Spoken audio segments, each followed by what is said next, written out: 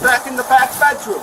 And then Back he here? told me to shut my mouth, and then when I went to go and leave, I turned around to grab my phone. That's when he started his shit. I was pretty much arguing with her because he won't get a job, I got a job, and yeah, he said he's trying, but he ain't trying to do shit.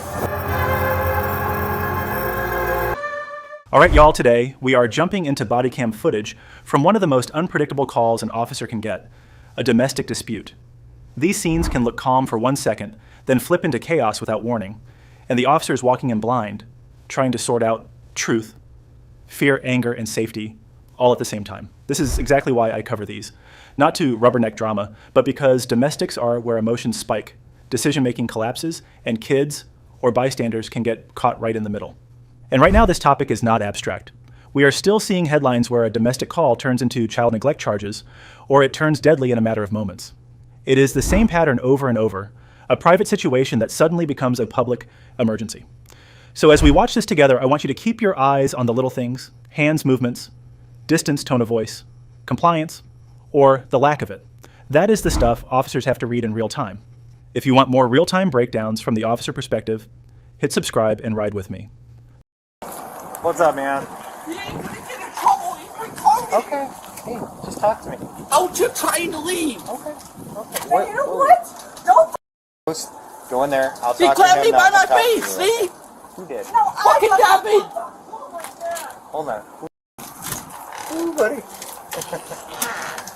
What's going on? I need my charger, I will leave. Hold on. So tell me how this all started. He got in my face and he was starting screaming at me, and that's what started it. About what? Yeah, he won't get a job. He ain't doing shit. He's a broke bum that's been sleeping on my couch. Okay, so you told him that and a fight started. Yeah. Hold on. That works then. So you were upset with him and you told him what you just told me, right? Yeah. Okay. And then what happened? And then he attacked me. Okay. But you guys walked past each other, right? Yeah. Okay. What happened there? He attacked me. Explain this to me. Like, literally, I tried getting around it. He swung at me.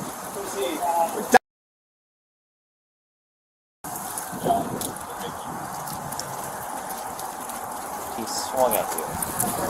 How did he swing at you? How did that go down? I don't know. He just swung at me. How did he swing at you? Like this. Okay. You didn't grab his shirt? Well, yeah, after he swung at me, Okay, so how did you get the scratch marks on your face? him. Why is she telling me that she separated Yeah, you she's guys? protecting him. Okay. So she separated you guys though, correct? Yeah, but she's protecting him. Okay. So explain to me how you got the marks on your face. It was him. How? You're not He telling me how. gouged me in the face like this.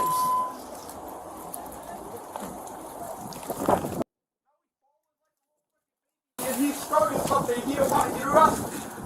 Well, you guys aren't both being very completely telling me the whole truth here. Because there's there's a lot more that occurred than what you guys are telling That's me. what happened. Okay. I would just leave and I would get this over with. I would Well, never show hold back on. up here. Hold on a minute. Because right now he's telling me a different story, and she's telling me another different story. So let's walk back through this. You guys are where at in your house?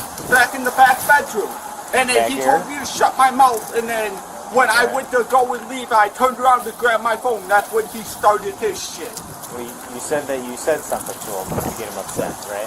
I told him that I was pretty much arguing with her because he won't get a job, I got a job, and yeah, he said he's trying, but he ain't trying to do shit but cause problems. Okay, so that you said that, right? And then what happened? I don't really know. My fucking mind just don't. Come on. What happened? I literally was just trying to defend myself. Okay, it's fine. We're just talking. We're having a conversation right now. Literally, I have nothing but bad experience without a police. But I need to know what happened. You know what I mean? So, what happened? literally, I was in the bedroom, and me and her was arguing like we always do. Okay. And he got in between. He brought Aiden in a bottle, and he got in between them. Okay. And then, Because you and her were verbally arguing. Yeah. And he got in the middle of pretty it. much, that's what pissed him off. Okay. You see my face? Okay. He just went all claws out, so of course I grabbed him like this and choked him out until he quit. Okay.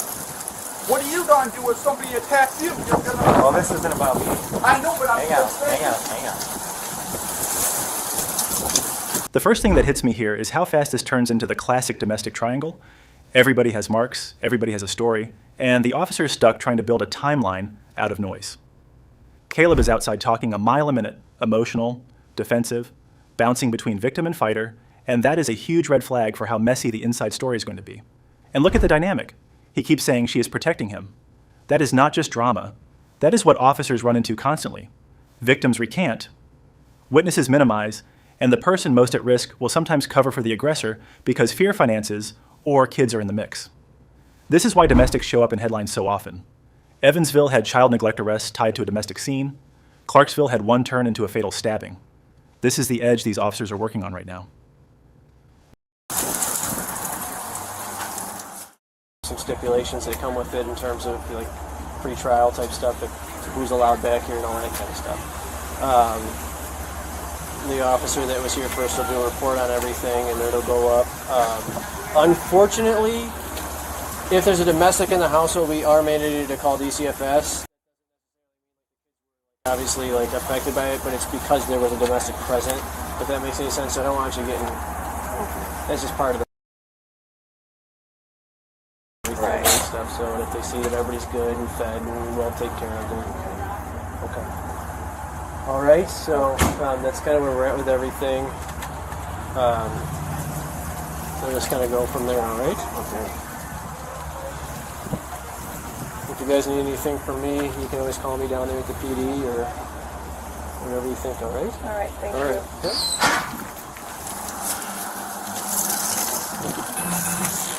What did I say? So is he telling you that? Is he telling you that? No. That's Dan. Yeah. This guy was John. So they're saying that there's some sort of argument.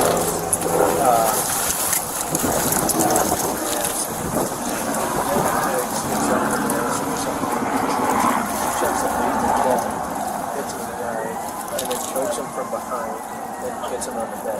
So then she. Okay. What's that, bro?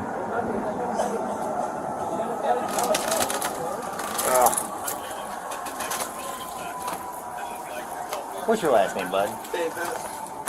Caleb, right? Yeah. I just want to leave. Well, hang on. I don't see. Do you have Caleb Davis attached?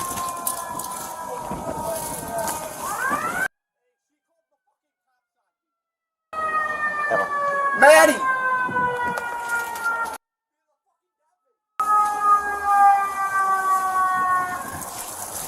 Hand the mark sound? Yeah, neck, in the back of the neck. Okay. So that's okay. That makes sense. He's going. I go with it. Yeah.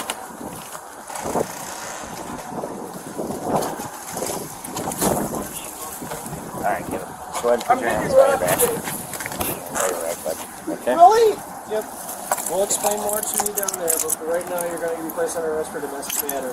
He started Hang on, it. hang on. Okay. Hands back here. Look, hey, we'll Listen, talk to you more when we'll you're get- down there if you want to hear from you. We'll get through this nice and easy, okay? Pictures of your injuries, too. Hang on. We need to try and deal with this one step at a time. Really? Yeah. Alright, bud. Can I talk to him? No, not right now. Please? We're gonna go this way. Can I make a phone call before I go? You'll be able to make phone calls when you get here, okay? So I'm going to county. Right now we're going to the Ottawa Police I know, Department. but Do you have anything sharp on you? No. You don't have any like pocket knives or bazookas or anything like that? No, I don't carry any weapons. Okay. No, I just for your safety and for mine. You know what I mean?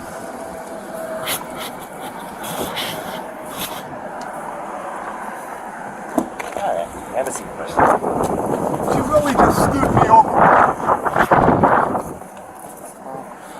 We're going to talk about it here in a minute, okay? He's really getting medical? Where are we at, inside? Yeah. Ready. That was 60. 10 minutes out.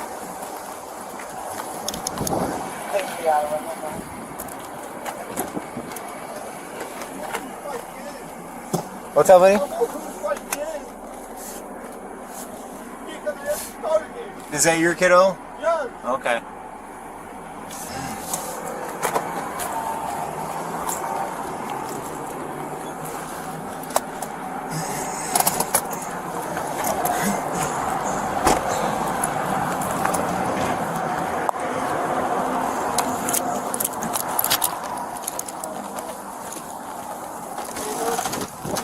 Man, you can feel the temperature drop the second the officer starts laying out the next steps. This is the part people hate watching because it sounds cold and administrative, but it is actually the safety net kicking in. When kids are on scene, officers are not just dealing with two adults arguing anymore. They are dealing with potential trauma evidence, living conditions, and immediate safety. That is why child services gets called even when the parent is not the bad guy. And Caleb getting cuffed right here reads more preventive than punitive. Domestics are the calls where separation matters because the RE contact window is where things spike. We have seen it nationally. A fight that looks contained turns into a stabbing or a neglect case once nobody's watching. I also clocked the officer using calm humor during the search. That is not a joke moment. That is a stress valve to keep Caleb from boiling over while they safely control his hands.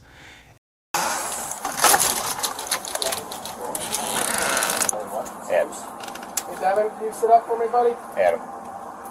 You want to get the kiddo's name? I'll get everything. And then you want to do the paperwork? And I'll get him up there and... What happened?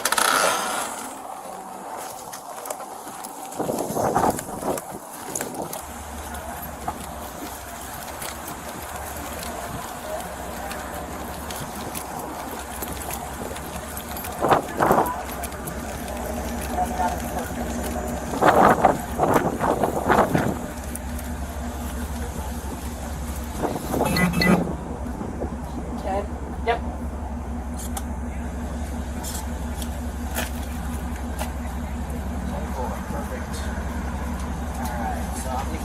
Papers back here.